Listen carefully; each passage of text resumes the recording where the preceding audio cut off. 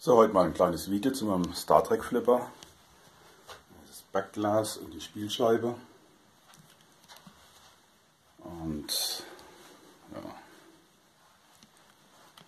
ein kleiner Blick über das Spielfeld. Das Spielfeld ist extrem abgespielt, wie man sieht. Überall fehlt Farbe, wurde nachgemalt. Was besonders schlimm hier oben.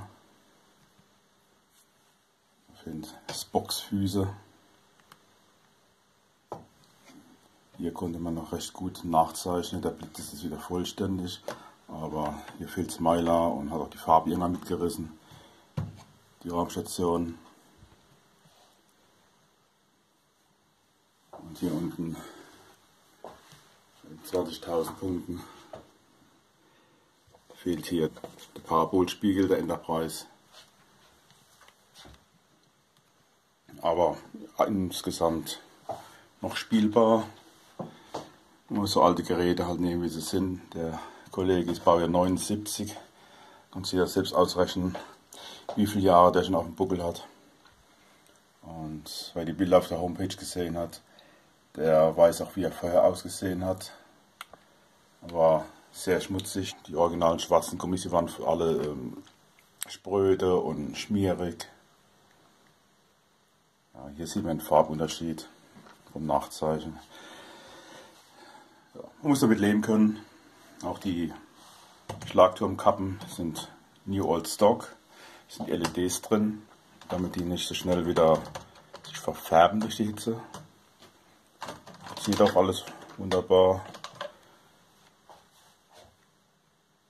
Ein Blick von hier, wo die Farbe fehlt. Und nicht schlecht wie recht nachgemalt wurde. Das Gelb-Rot, ja, man sieht den Farbunterschied. Ich habe hier wir haben jetzt solche Stifte geholt. Ich dachte, ich bin super schlau. Jetzt vergleiche mal die Farbe und vergleiche mal die Farbe hier, wie es dann wirklich gemalt ist. Gravierender Unterschied. Die Teile könnt ihr euch also sparen.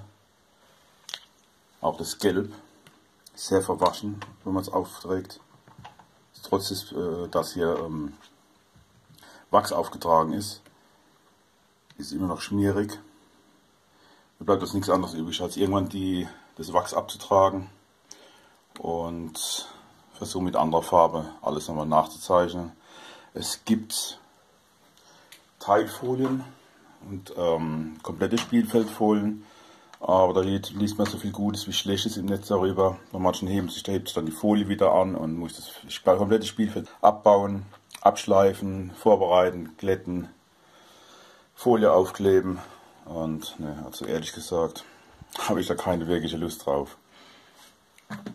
Wurde also hier komplett alles zerlegt, was oben aufgebaut ist. Die Drop Targets, Moment, na egal, 2 reichen. Die Drop Targets waren auch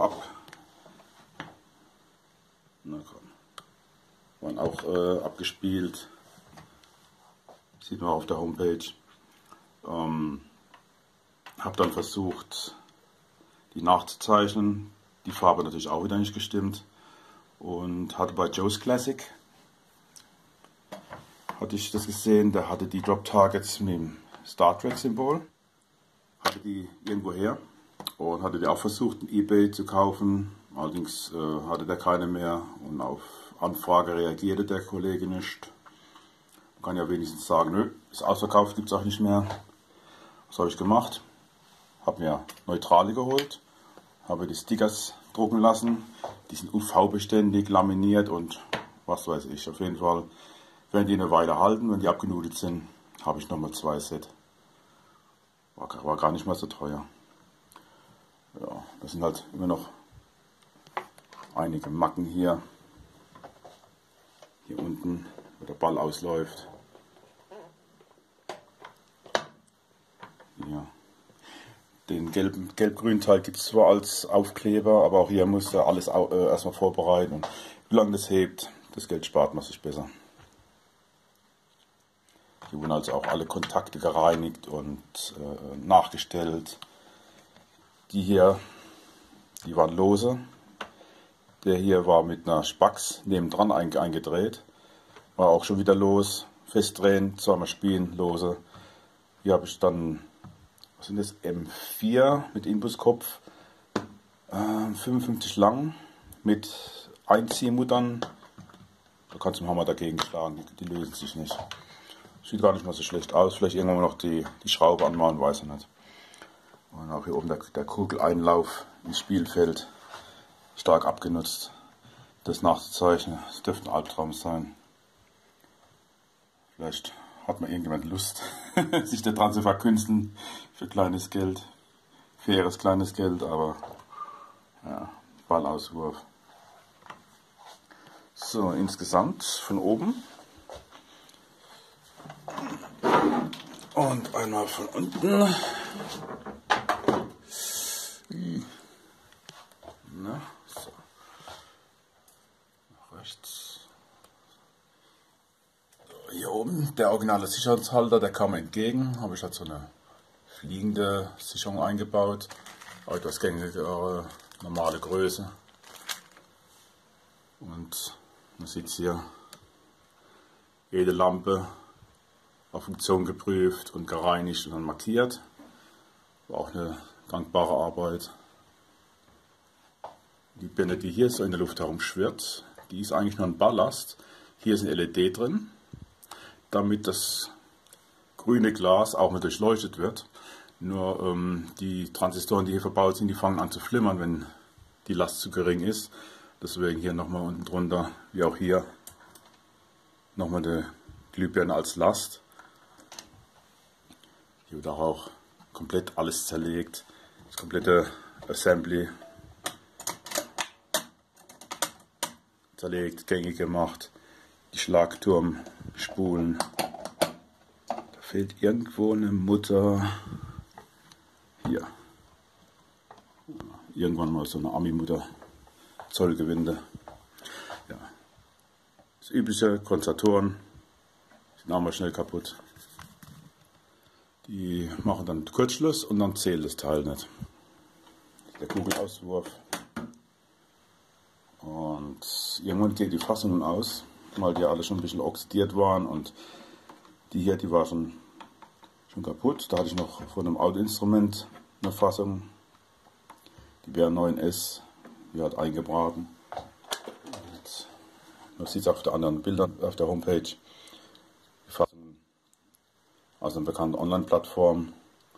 Kann man sich einfach passend umbauen. Hier die Ersatzteilkiste. Die alten Bumperclips. Sowas wie wir auf dem Spielfeld haben. Ne? Displays. Das war die US-Steckdose. Habe ich gegen eine normale Schoko getauscht. Die alten Birnchen. Dann hat man die alten Kondensatoren. Habe ich hier aufgehoben. Hier sind auch noch jede Menge Teile drin. Ganz wichtig, ihr braucht zolligen Inbus für, jetzt wird dann schwindelig, zum Beispiel, ups, wo ist er denn? Die Matenschrauben hier, seitlich, mit unseren kommst du nicht weit.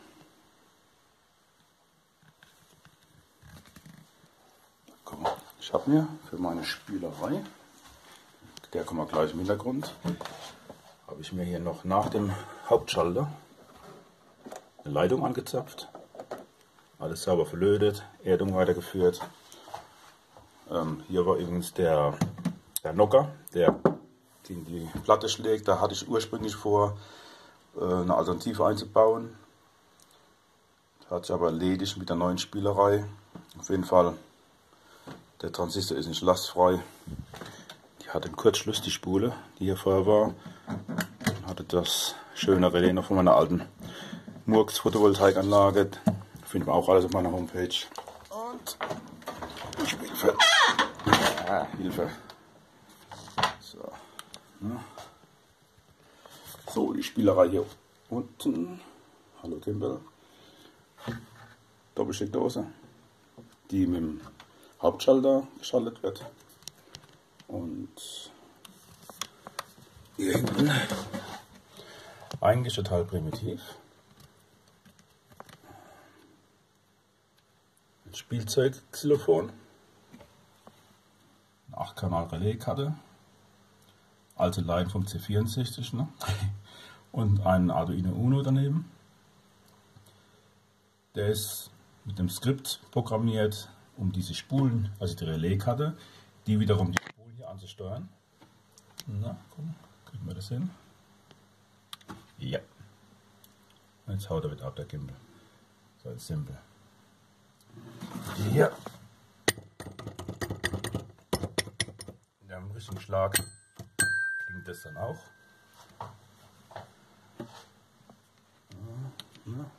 Ich drücke immer verkehrt rum. So. Juhu. Hier unten schön untergebracht. Warum? Weil man was machen kann. Ne? Die Anzeigen musste ich auch überarbeiten. 2 Stück waren kaputt. Ich hatte noch 3 wieder zubekommen, habe die einfach ausgetauscht, gereinigt. So, hier haben wir das MPU-Board. Das zentrale Gehirn des Flippers. Wird auch schon repariert, Säureschaden. Hier ist nochmal eine Batterie, BT1 sieht man noch. Ne? Hier rüber muss ich auch irgendwann mal ausbauen und mal richtig putzen und überarbeiten. Der Vorbesitzer oder wer auch immer hat da schon recht gute Arbeit geleistet, aber es geht immer noch besser. Hier ist auch viel zu viel Lot auf der Platine. Das ist, sieht auch bescheiden aus. Das Lampentreiberboard, das steuert alle Birnen auf dem Spielfeld und im Leuchtkasten. Das Next-Treiber, die werden dann über 4 Bit angesteuert vom MPU-Board, schlüsseln das dann quasi auf. Und das Originale, sieht man das hier? Ja. Auch der Grünspan und der ausgelaufene Batterie. Na, so rum. Very delicious. Hab das Board, was jetzt drin ist, habe ich beim Flipper Teile für 15 €. Also billiger wäre gestohlen. Alles nachgelötet. Den Transistor muss ich tauschen. Läuft. Keine Probleme. Habe alle Steckverbindungen, Pins gereinigt. Glasfaserstift. Tauschen wir besser, aber im Moment, ich habe da echt keinen Kopf dafür. Habe jeden dieser Stifte rausgezogen, auch mit Glasfaserstift gereinigt. Die Kontaktfläche, die hier dagegen drückt. Und habe mit Kontakt Gold dann die bestrichen. In der Hoffnung, dass das ausreicht, dass es möglichst lange problemlos funktioniert. Hier haben wir das Solenoid Board, wie die Amis sagen. Hier sind die ganzen Schalttransistoren, die die Flipperspule schalten, die einzelnen Spulen auf dem Spielfeld schalten, den Knocker schalten. Und ja, 5 Volt Regelung bekommt hier aus dem Netzteil, dem kommen wir danach, bekommt er 13 Volt, macht 5 Volt sauber draus. Hier ist die Hochspannung für die Displays vorne. Und die Bastelei kommen wir danach. Das Netzteil, sieht man das jetzt? Muss ich auch ein bisschen überarbeiten. Ich habe gleich die Gleichrichter getauscht, wie man hier sieht. Hinten 2, vorne einer. Die sind normal alle 3 auf der Rückseite und können, glaube ich, 8 Ampere. Sind da auch ziemlich im Grenzbereich. Und die können jetzt 25 Ampere. Und soll da doch länger funktionieren. Auf jeden Fall weniger Wärmeabfuhr und ist sicherer. Soundboard, original, funktioniert einwandfrei. Auch hier, wie oben auch, überall Kondensatoren getauscht. Das alte Light. Der hier gehört eigentlich an Q15. Das ist die Flipper Enable Relais. Nach unten, Bild nach unten. So. Die ermöglicht dann, die Flipper zu betätigen. Mit Münzeinwurf wird es aktiviert. Und meine Spielerei hier, die steuert jetzt hier mein Klemmbrett. Noch beim Versuch hier, vielleicht lasse ich auch, kann man schnell umkonfigurieren. Hier unten den Arduino, steuert dann den Arduino Uno, auch über Relais. Ich möchte das alles isoliert halten. Ich hätte auch hier mit Sicherheit irgendwo abgreifen können, aber mir ist es lieber, ich greife das Ganze passiv ab. Das hier jetzt noch Provisorium. Hier kommen dann auch noch so ähnliche Klemmen, mit denen ich direkt an die Transistoren gehe. Das habe ich jetzt heute nochmal eingebaut. Und das hat auch wirklich funktioniert. Ich greife also hier die verschiedenen Spulen ab. Slingshot links, Slingshot rechts, die Schlagtürme, Kugeleinwurf, oben der Auswurf, Flipper-Enable-Relais. Gehe da hier auf die Relais, hole mir die 43 Volt, plus 43 Volt von der Soundplatine. Ja, sieht man das jetzt? Das sind 48 Volt Relais, werden über Dioden, hole ich mir die einzelnen Eingänge, die ich haben will, auf ein Relais. Und der hier habe ich mir ein kleines altes Trick. Kondensator in Reihe zum geschalteten Draht, 2 Widerstände, die den Kondensator dann entladen, also parallel zum Kondensator. Das hier ist die Flipper-Enable-Spule. Die ist das ganze Spiel über angezogen und ich brauche nur den einen Impuls, wenn die Spule anzieht. Der Kondensator lässt so lange Energie durch, bis er geladen ist. Und dann fällt die Kurve ab und das Relais fällt ab. In dem Moment, wo das Relais abfällt, liegt auch keine Spannung mehr an. Der Kondensator entlädt über die 2 Widerstände. Jetzt sieht man es gut. Und kann kurz darauf wieder anziehen.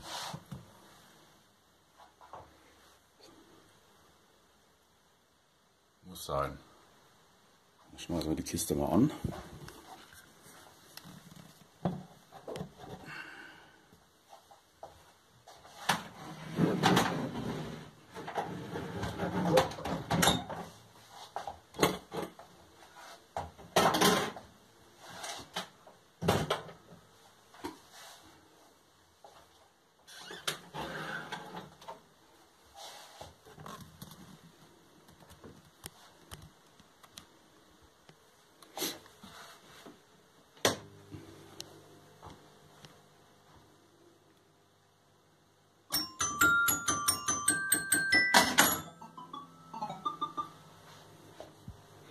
Ach ja, hier vorne in der Tür noch. Das ist einmal der Selbsttest-Taster.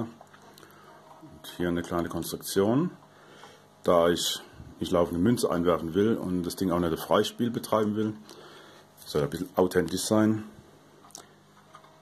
habe ich hier noch einen, sieht man das, ja, einen Taster eingebaut, der zuerst Kontakt hat, als würde man eine 1-Mark-Münze einwerfen. Und dann erst den Kontakt schließt. Fürs Spiel. So, jetzt haben wir einen Credit. So. Das Xylophon wird ja, wie schon gesagt, über die Relais angetrieben, über den Uno und sind an die Spulen angeschlossen.